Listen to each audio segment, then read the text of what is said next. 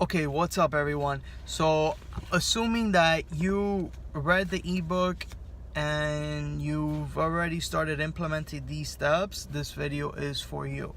If you haven't done that, go back, take action, implement, get some results, and then come back to this video.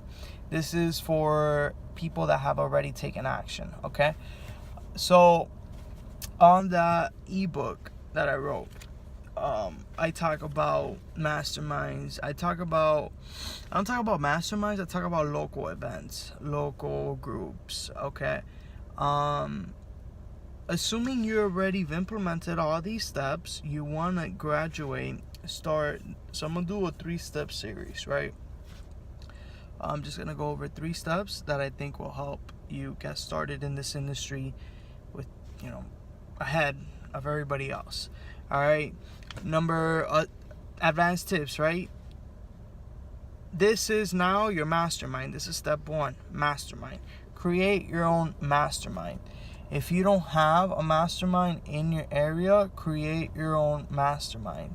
If you have masterminds in your area where you're paying, or you have the relationships that you get invited to high level cannabis masterminds. These are cannabis leaders, movers in this industry.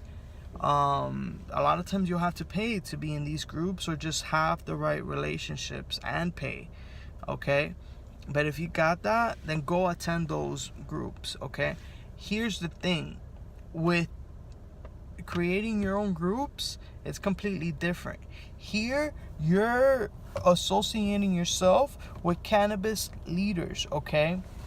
This is where you don't talk a lot, you don't act the expert, you shut up and absorb and network and give people value, because you could do a lot of good with this. This could do a lot of good for you, okay? But the number one thing is make sure it's industry leaders. Don't just go to any group, okay? That's when you get started and all that. This is once you're already in, all right? It doesn't matter if you're a bud tender, a patient consultant at a dispensary. It doesn't matter if you're a trimmer. I don't care. It really doesn't matter. If you want to get into the industry, you want to succeed, you got to associate yourself with industry leaders, okay? If there's no masterminds in your city or where you're at, then create one. And you position yourself as an industry expert, and you could do it where the proceeds will go to a non-profit, and you let the industry, the people attending your masterminds know that, hey, listen, just a heads up, proceeds go to XYZ non-profit, whatever. And it doesn't have to go to a non-profit, but here's the thing, you want to give value.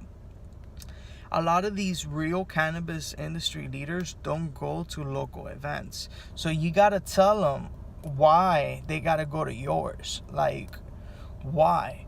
Maybe there's an application they got to fill out, and they'll get either accepted or declined to attend your event. And that will make it more, that will pique the curiosity levels to where, it's pretty cool, it's unlike everybody else. You want to separate yourself from the noise. If you could get industry leaders, people that are really doing big things in this industry, to attend your local event, you automatically create authority, because you're the one setting up the event, and you can set up your marketing as desired, or set up your personal brand industry positioning as desired, because you're the one bringing in these people to your event. So that is crucial, guys. That's really important. Yeah, I think the application process, like getting people an approval or decline to attend your event, it's really high, and you can make it only maybe like 12-15 seats, high luxury dinner, and you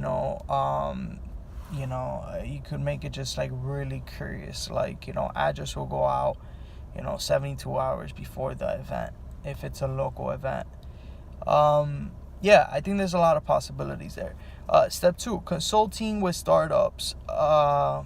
There's, you already know this, there's hundreds, and there's a lot of companies, a lot of cannabis industry related companies opening up every day, every day, every day. So if you could position yourself as the expert leader and consult with these startups, that gives you leverage, that gives you authority in the marketplace, because people see you as a leader, people see you as an authority figure, and they're willing to pay for your advice. Here's a perfect example. Number one, let's say you, if you don't already know this, you'll know it now. But it's the whole banking and merchant services for this industry, for the cannabis related industry, it's awful. So if you have a Shopify store, or if you have an online store and you're selling CBD, and you're, you know, with a merchant, a regular merchant, you'll get shut down instantly, and they could even keep your money a lot of the times. That's big companies too, such as PayPal. So the way around it, you want to get into a cannabis friendly merchant. The same thing with your bank accounts. You get your bank accounts just like frozen, and just go through headaches if your bank isn't cannabis industry friendly. So the way around it is knowing that from the bat, and knowing where to go and get, you know, these relationships to get these accounts ready. So if you already know that accounts get shut down every day because they're in the cannabis industry, whether that be merchant services or bank accounts, you could already provide that to your clients. You could tell your audience or your clients, hey, this is the type of things that happen in this industry, and I have the solution for you. I have the person or the connection that will make sure to take care of you. And that's value that you're giving to them. That's something that they will pay for, because that's a head start. You're cutting time from, you're saving them time, basically. They don't have to go through the struggle. Guys, I've seen it where a company just gets all their money seized, just like they freeze their account, and they can't get their money for like months, because they're in the cannabis industry, or they're in a cannabis related, industry like hemp. Okay? This is big value for startups. If you could do this, you'll get paid. Okay? And if you have the connections, you'll make more money. Okay? And you'll make them money. You'll make your connections money, so you could get commissions off them too. There's a lot of possibilities here. Step 3, product development. All right. Let's say, for example, a hemp manufacturer that makes holistic products like soaps and whatnot. And then a shampoo manufacturer. All right. But let's say this hemp health manufacturer that makes soaps. Let's assume they make soaps and shampoos. They're trying to make a new type of shampoo, but they can't get it right. But this other manufacturer that already has it. You could literally connect them and make money. Okay, this could also look like launching a new product into the industry. So let's say, for example, it's M&Ms. Okay, and an M&M candy manufacturer, and a cannabis manufacturer, and you connect them, you could earn money. You could even earn royalties per sale, where you own the intellectual rights of the property, therefore you get paid because you own that. And that could be very simple. You could even get the product already done, like a prototype, and give it to the cannabis manufacturer so they could try out the product. Let me show you how this looks like. All right, so let's assume it's M&Ms, right? You could grab the oil. Let's say you buy the oil from the manufacturer at a wholesale cost. You buy some distillate cannabis oil, and you grab that oil and you give it to the M&M manufacturer, and you're like, hey, listen, this is for a client, or this is for a relationship that I'm establishing, in which I will give you the account so you can make their products. Is that something you're willing to do? Basically, are you willing to create products for a cannabis manufacturer? You don't want to tell them who it is. And you want to have everything on paper.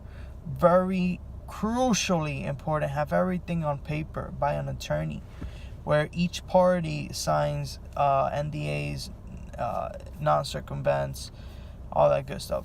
All right, but you go to that manufacturer and you're like, hey, listen, I have a relationship which I think they'll pay for you to make this type of edible for them. Are you willing to do that?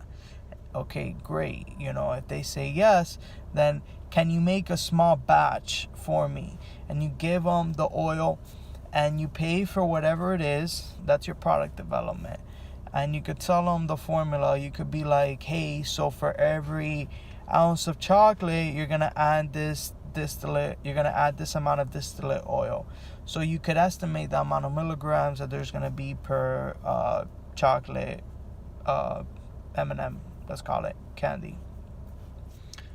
And then once you get the prototypes done, you could try them out. You could give it to a few friends to try out. And most importantly, if it's good, if the product's good and you're happy with it, once it's finalized, you create a nice packaging and you give it to the cannabis manufacturer and you let them try it. And you tell them, hey, listen, I could create this for you. Okay, I could get this out for you. Plug and play. Where you don't have to buy the machinery, you don't have to be a manufacturer. This is basically product that I'm providing to you with the relationship of edible manufacturer. That it's how I got these products done for you. And you give them the products, you let them try it, and you could do this with various companies, but always keep in touch. Make sure that you get some type of commitment from them. And you could do small batches, like 250 SKUs. It's not 250 products. You could start them off there and just build up the relationship, and you could just do this over and over again and just make money. Like if you have the connection with a cannabis manufacturer, a cannabis manufacturer and distribution channel, where they have the distribution side, okay, and then you have a connection to a cannabis edible, non-related, or just an edible manufacturer. Let's say they make Mentos or breath mints. You could literally go create some prototypes, give it to the cannabis manufacturer. Obviously, remove the name of the brand. Make sure they don't know who you're working with, who the other guy is. And you're like, hey, I could create this for you. As a matter of fact, it's already created for you. All I need is, the CBD and the order, like how many you want to create. And it could be done, and just emphasize the fact that this is plug and play, where they're going to make money, plug and play. They're going to make money and they don't have to buy the machinery. They don't have to do none of that. You already created the product for them. You already created the prototype. Now you're just creating the order. And you have already established the relationships. But always put it on paper. Number one thing, very important, crucial. Get an attorney and put everything on paper. Make sure every party signs. That is crucial. Okay? That's pretty much it. So you could do these steps just how I say it. You could be creative around it, and just do it.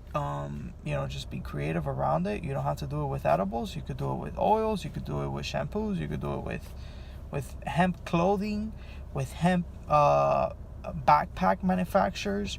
You could do it in various sources. But number one thing is give value. Give a lot of value. And before you expect anything.